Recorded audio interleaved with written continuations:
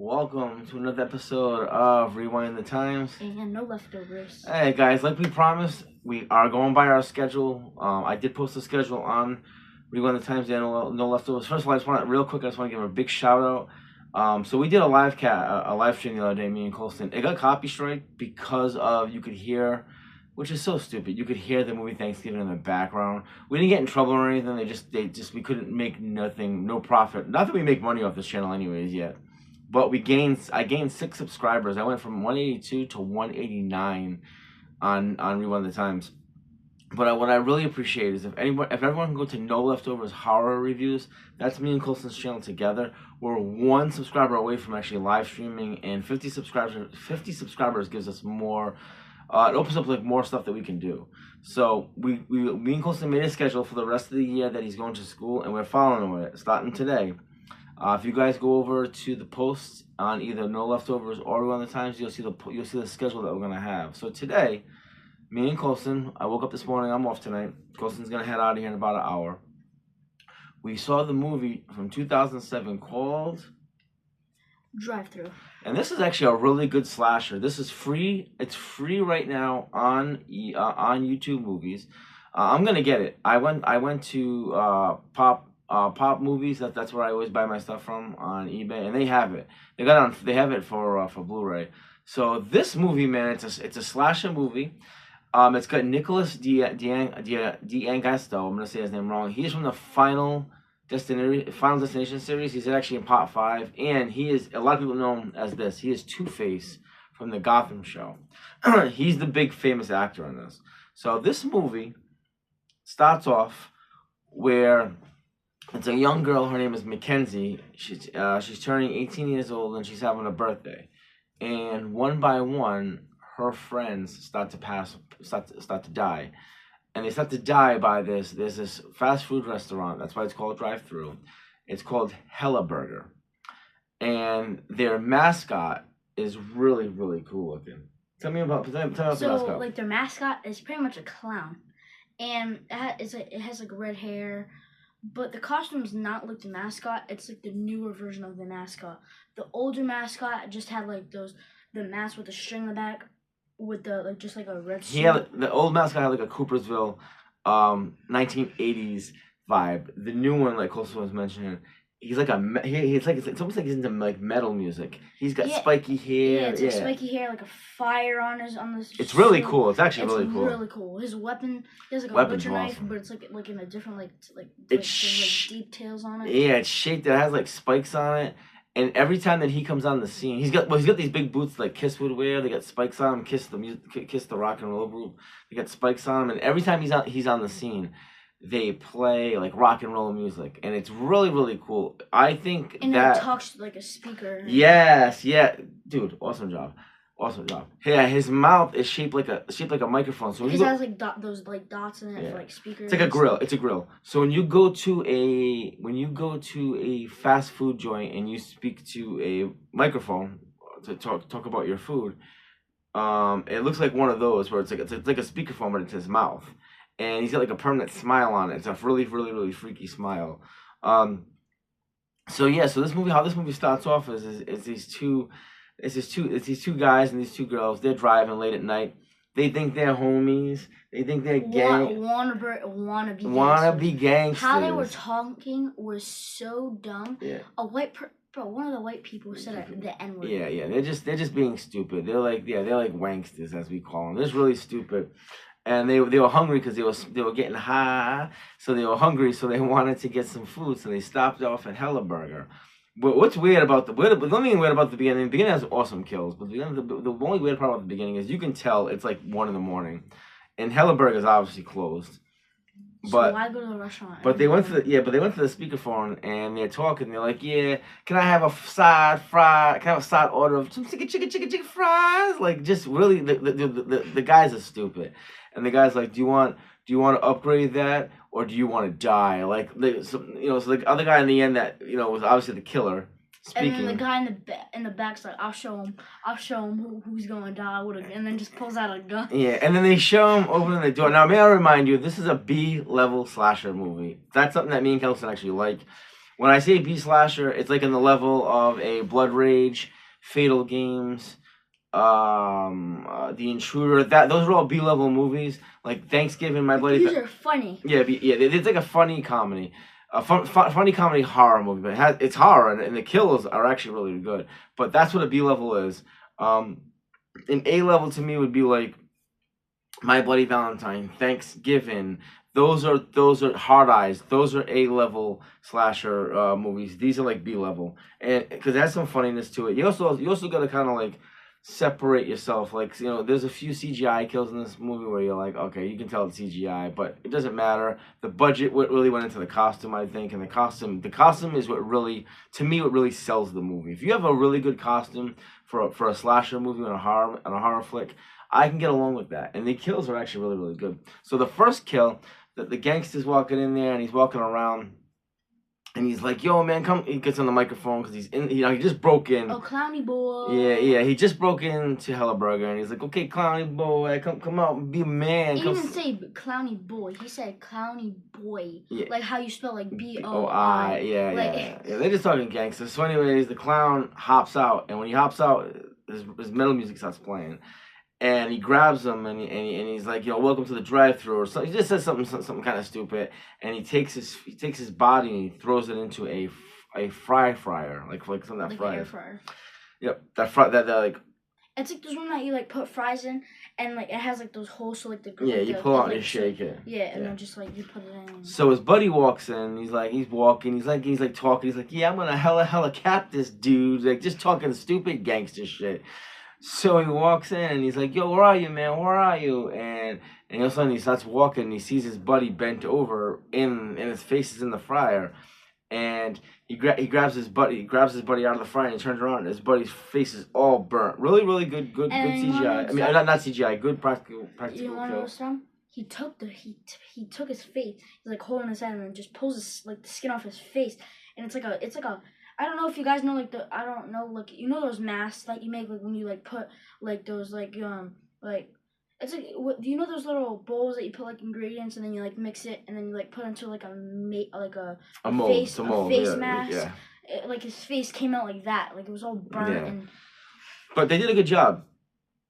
So his buddy's face falls off and it's all burnt and I mean they did, like I said, man, the budget may not be really high in this movie, but they did a really good job. It was really good though. Yeah, they did a really good job. And all of a sudden the killer pops out and grabs him and flips him over and puts him on like this metal table and he's like, that's not enough. Yeah, he's like, welcome to the drive-thru or something, and he like goes to slice his body, and just keeps like doing it. Yeah, and then the scene cuts and it says drive-thru. So it's first of all, the box art on this movie is really, really cool. It shows the killer's knife going through a burger, and inside the knife you can see the killer's face. So the box art, the cover of this DVD or Blu-ray for the movie is actually really cool.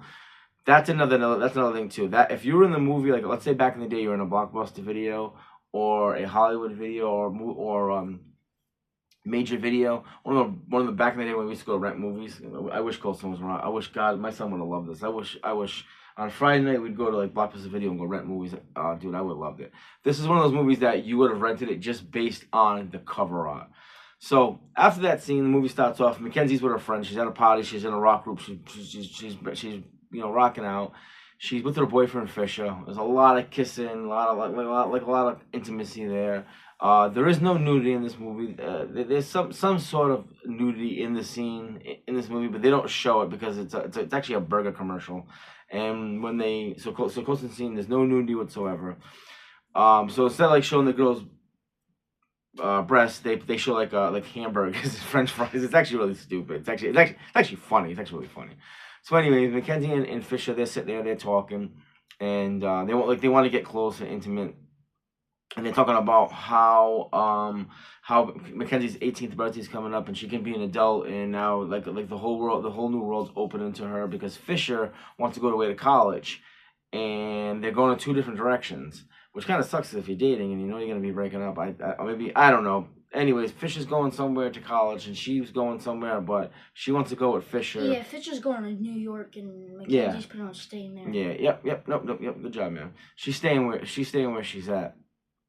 So the So anyways, so they're talking about where they're gonna go for college and everything, and they pull out this. One of her friends comes over and she has like this Ouija board. And she's like, "Look what I found in my mom's closet." And they pull it out, and Mackenzie's like, "Oh yeah, I know what that is. That summons spirits. That's a Ouija board. How does that work?" So basically, how a Ouija board works is you put it on the table, and you. That's okay if you want to rock your leg. Go ahead.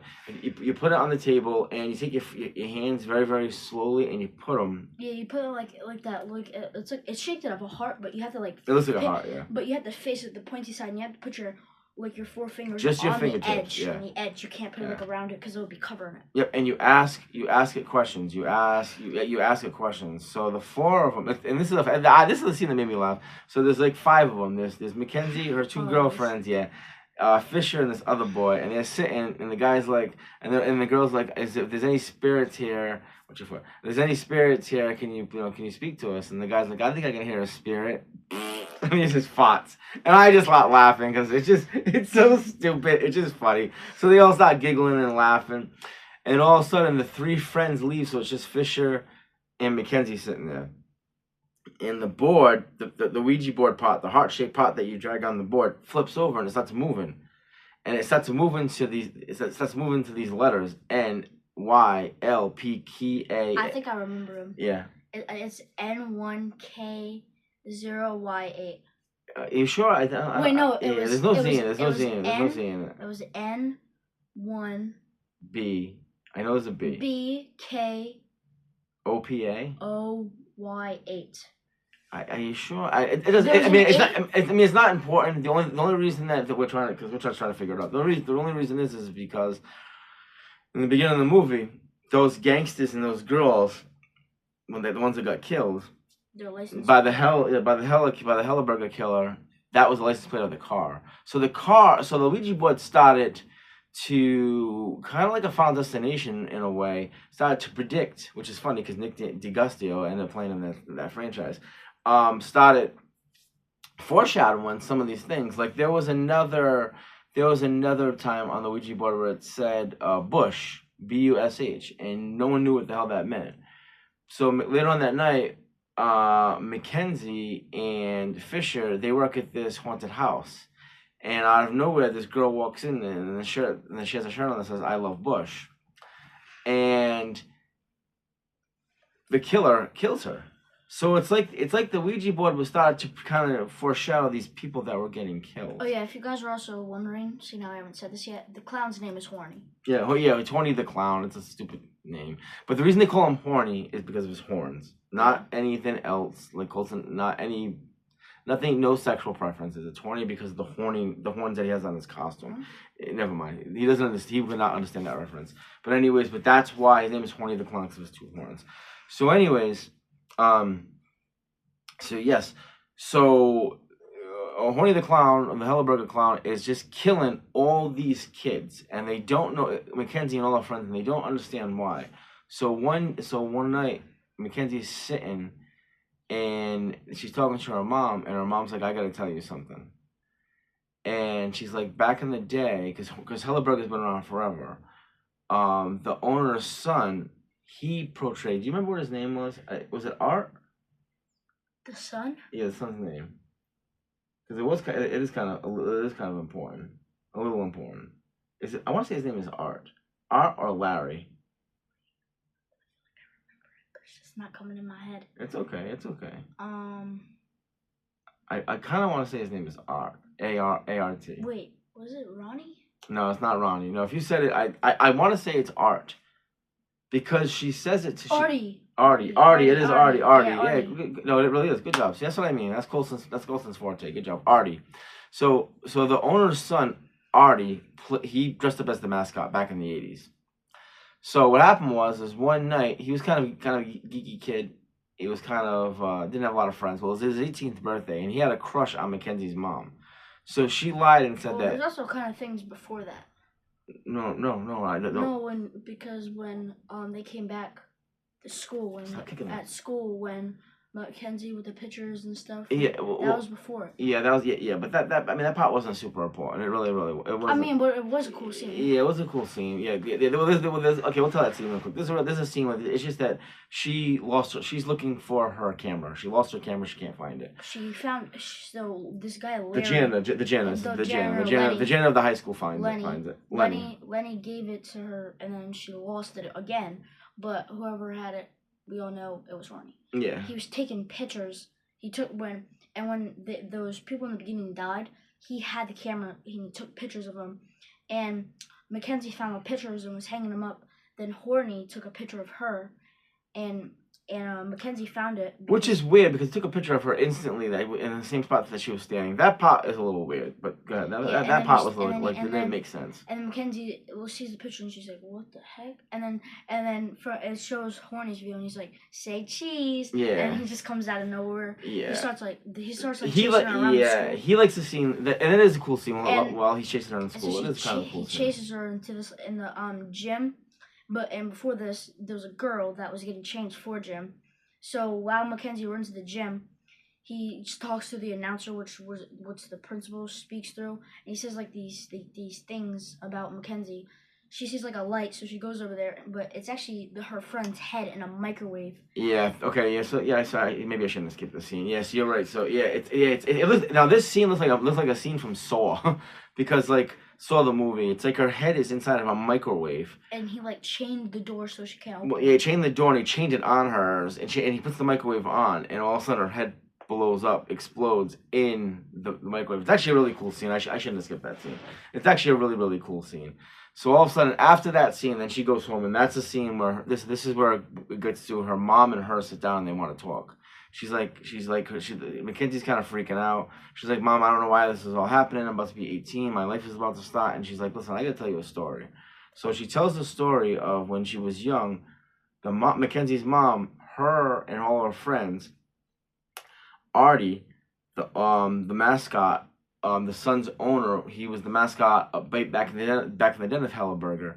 He was having his 18th birthday, and he liked Mackenzie's mom. So they wanted to play a joke on him, a trick on him. They told him that they were going to come to his birthday party, and they kind of like stood him up. But they did end up showing up, but they kind of like surprised him and like shocked him. And when they did that to him, they were teasing him. And his birthday cake, so Artie's in front of his birthday cake. He's about to blow it up, blow the candles over. And the cake tips over, and everything catches on fire, including him. He caught on fire, and they scrammed. They took off. They didn't tell nobody. They didn't do nothing. Because Mackenzie's mom showed up to the door, and he like ran over there, and like that, what was that?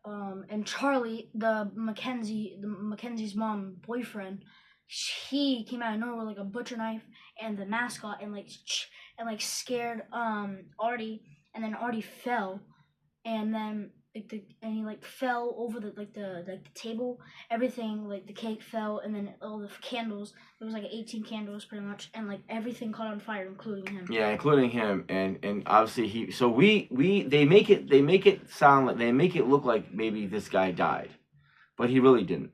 So Artie just survived all the years, and the reason we know that is because Mackenzie and Fisher and two friends. Couple. Yeah, this couple. There's these couples that are in the beginning movie. It's a kid that farts while they're inside the van. Oh, this scene's kind of cool. I like his. So they want to go to they want to get answers. So they want to go to the owners of Helleberger's house. He has a big mansion. So they go there and they break in. And out of nowhere, they're snooping around the house trying to get answers, trying to look for clues, trying to look for the owner of the house. The kid that fought in the truck, he looks like Rambo. He's got all like camouflage on. Out of Artie, it comes out of the Helleberger, the killer, comes out of the sky. And he walks up to him and he's like, "What does he say to him?" He goes, "Oh, I'll tell you, kid, you got guts." No, yeah, he said that after because that guy found the girl, his girlfriend, in the freezer cut up, yeah. And then he came out of nowhere and he's like, "Don't worry about her, she's just chilling." Oh, and yeah, then, that's right, yeah. And then he says, you don't got the guts, and then just walks up to him, slices him. Yeah. At first, I really think he didn't slice him. Yeah. But At first, I thought you missed him. When he walked away, the guy was like wobbling, and then his body just like slipped in half. This is the only part. This is the only part of the movie that I. This is the only part of the only part of the movie that I was like, it's a little okay.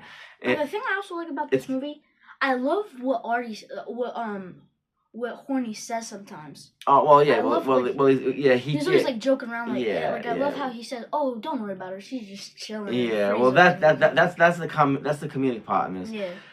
But the only thing I like about this kill is this is where no money went into this kill. It was a CGI kill. So the boyfriend was standing there, like Colton just said, he slices him, and I didn't know. I thought he missed him too. I'm like, what is he doing? He's just like standing there, and out of nowhere, the top half of his body slides off and falls over, and his guts came out. And he's like, I'll tell you that, kid, you got guts.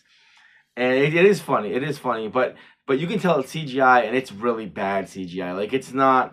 Like you could tell. Yeah, you can tell. Like it looked like you can just tell. Like its guts literally fell out like straight. Yeah, it's not done very well. It's a good kill, but I think personally, when you do practical effects, that's when kills look awesome. When you start doing a little bit of CGI, Fatal. Like the water kill, like that was. Yeah, Fatal Cam. Those were all practical effects. CGI did not even exist back in the 80s. I think practical effects will always be better. Some CGI is okay. But this was completely CGI. Like Blood Rage had CGI. Yeah. No. When the hand was moving? That wasn't CGI. That's practical effects. That's a practical effects. That's a mechanical hand. But CGI is when they use CGI is when they use a computer to generate a kill. Actually, to be honest with you, in the movie Thanksgiving, the first kill and the girl's body splits in half. That's actually CGI. That I can't stand it. That's the only kill I don't like. CGI sometimes is not good. Like how do you run a barrel over and like your body cuts in half? Yeah, I just don't. It's whatever. It's the impact of it coming down. That's another movie to talk about. So, but anyways, so after he does that, he's walking around looking for everybody, and Fisher and Mackenzie are in the house, and they're looking. They're trying to look for the killer, and out of nowhere, the killer pops out, and they starts fighting Fisher. And Fisher like rips his head off, like he grabs him and rips his head off because he's trying to defend himself. And when he rips his head off, this is the first time where you can see it's definitely Artie, the son, the owner's son, because his head's all burnt. So Artie did survive that burning, so he didn't die because they don't tell you if he survived or died. So he definitely survived. But as he grabs Fisher, what happens? His eyes turned like a different color, and hypnotize Fisher. And Fisher's eyes like all turn bloodshot, and it's like he's now the killer. It's weird. It's like him looking inside of the Helleberger Horny's eyes. They possessed him. They did something to him, and then Fisher just lays on the ground, and he looks like he's just knocked out. So. The mascot Helleberger, Horny, grabs Mackenzie and brings her back to the burger place, and now he has her all tied up, and all the people that he killed is around the table. Not all of them, but four people that he killed are on the table, and he's like, Mackenzie, you're gonna see, we're gonna celebrate your birthday today, and he's like, and out of nowhere, Mackenzie's mother pops up, and she's like, Artie, leave her alone. It's me that you want. Leave my daughter alone. And shoots him in the mouth, and he hits the ground. And then she runs in, and then Horny gets up, and Mackenzie's mom and her, they kind of battle in it. And then this was also a smart part. Mackenzie had like alcohol. It was alcohol. She drank it, and then she took one of the when Artie took one of the candles and went back to her. She's like, and he was like, where were we? And then Mackenzie can't, she's like looks at him with his hair down. And then he sees the alcohol. He looks back up at her, and she spits the alcohol, and it hits the candle, and sets him on fire. So he's on fire. He's burning. So that actually was a cool scene. So he's burning. What? I don't think he survived this time. No, he definitely didn't survive this time. So he died. So all of a sudden, the police come. There's these two main cops. There's a girl cop and a chunky cop. If you've seen him, he's in a lot of movies, in a lot of comedy movies. The chunky one name is Cracker, but people call him Crackers, yeah. And they call the sheriff, and they call the because he's the detective, and then they call the sheriff Cheese, and then they say cheese and crackers. Yeah. Yeah, but it's really not. It's Crocker, same sense, but you know what I mean. But that's kind of like a joke within the movie. But anyways, so after that scene, they're sitting there. The cops, you know, they pull up to Helleberger where all everything just happened. He died. Artie died. Artie's definitely dead. They have his mask. They're gonna run it for fingerprints. They know he's dead. But Mackenzie's kind of crying. She's sitting there and she's like, you know, I couldn't help him. I couldn't save him. I couldn't help Fisher.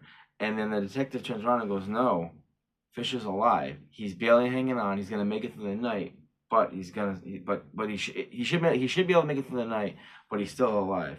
And she's like, Mom. Fisher looks at her mom and goes, Mom, I have to go to the hospital. I gotta go see him.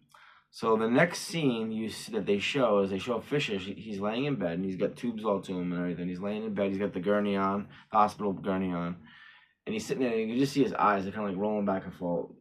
And like how? Yeah, well, his eyes are closed, but they're rolling back and forth. And all of a sudden, Mackenzie and her mother are walking into the room, and the bed's empty. There's nothing on the bed whatsoever, but the window's open.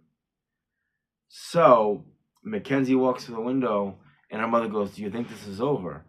And Mackenzie goes, I don't think this is over at all. And and then the camera pans down from the window to the ground, and it shows his outfit, his gurney that he was wearing. From the hospital. So yeah. And that just goes in back to the detective. Crocker. So it goes he's back. In the drive-through of Helleberger, and he's like, and the guy. He's ordering food. And the guy and pretty much the killer, because there's pretty much someone has to kill her. He said, and then he like gives him an offer. He rejects it, but as he was taking his order, Crocker sees the killer. He sees Horny walk by, and then he says, and then he's just looking around, and then like the announcer says, like the person that's taking his order, he's like, hurry up, and then he says, and then he gives him like a deal. He also like denies it again, and he said, or would you rather die? And like fat, you fat ass. Yeah, and then he swears. And then out of nowhere, Horny just jumps on the car and then just like takes the butcher knife and just stabs through the window and it just ends. And the screen ends. So the cop Crocker's obviously dies. So the new killer, so got passed on, is Fisher. So it's a really good movie. I enjoyed this movie. This is a movie that I'm definitely gonna own, and it's definitely my top. Yeah, it's definitely a movie that I'm definitely gonna buy. And I enjoyed it. I like B-level movies like this. I love A, but I like these movies. I can let my mind go and enjoy stuff like this. I really do. So, but before we start talking more about the movie, Colson, stand on up. This is the 1987 from Gutter Garbs. I'm sorry, this is Cavity Colors. This is the Freddy Krueger Halloween shirt. Special turnaround. Turn this way. Yep. Let me slow it down. I love this shirt. It shows Freddy Krueger in a high school gym. It says Happy Halloween 1987, and it's Freddy Krueger holding an apple. Holding a pumpkin. That's on flame. I love that shirt. I got the hoodie. Colson's got the shirt. Love it. It came in right before Halloween. We've actually had that for a while now. Came in right after Halloween. We have so many new shirts that we have to show, but we want to do it during the videos. So okay, Colson. Here we go. This is my favorite part of talking about this movie. 1 out of 10. What would you rank this movie? An 8.5. I'm gonna give this movie a 7.5. I love this movie. I really enjoyed it. I'm excited. It's free on YouTube. If you guys want to watch it, you should go watch it. It's on YouTube for 5 more days, but it's also on Tubi too. So if you want to see it on Tubi, I thought it was a really good movie. You just want to sit back. If you just want to see a good slasher that's fun and just want to just have fun with it. This is definitely one of those movies. There's some good acting.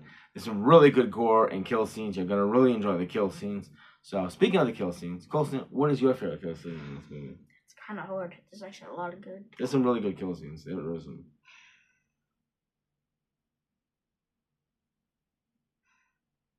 Man, I can't think. I don't know. Well, you gotta come up with one. You know what? I kind of like this one.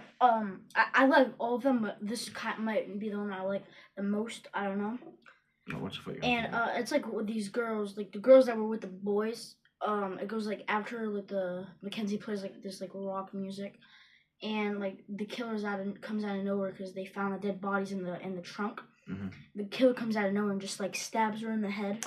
Oh, the back of the For the head. window. Yeah, I know what you're talking about. That is And I actually cool. also like the death when he threw the axe at someone's back.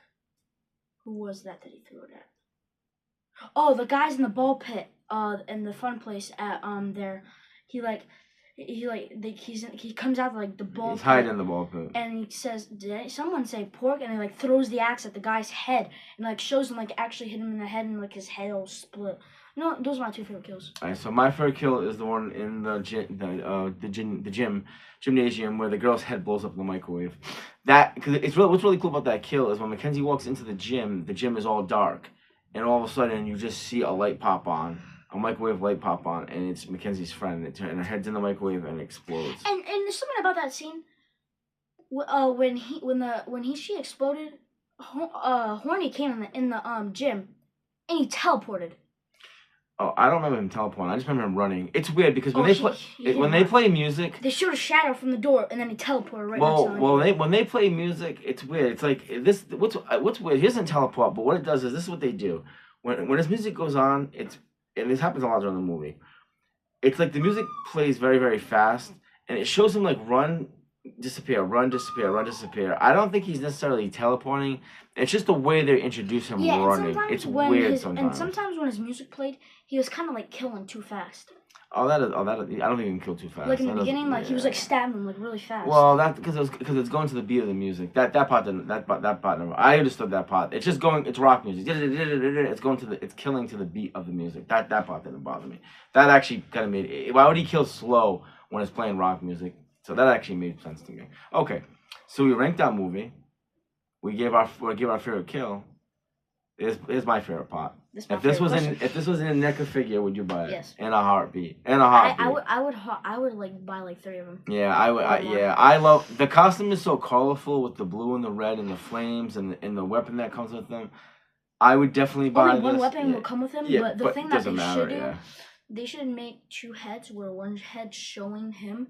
Like his face all burnt. Oh yeah, but I would never even use that head. I would never use that head. Yeah, It'd just be the costume. I know, but it add to add more. All it would come with is him, and then the weapon. What's your he only used one weapon. Yeah, I know, but they can come up with some different accessories towards it. Like you know, maybe like I don't know, like maybe like another mask. Maybe they could replace the mask from the mask when he was a kid with the rubber band mask. That'd be something different. Yeah, this toy would be so cool. It'd be a tall figure too because like he's very tall. He's kind of a tall figure. Like spikes on his shoes. Yeah, spikes on his shoes.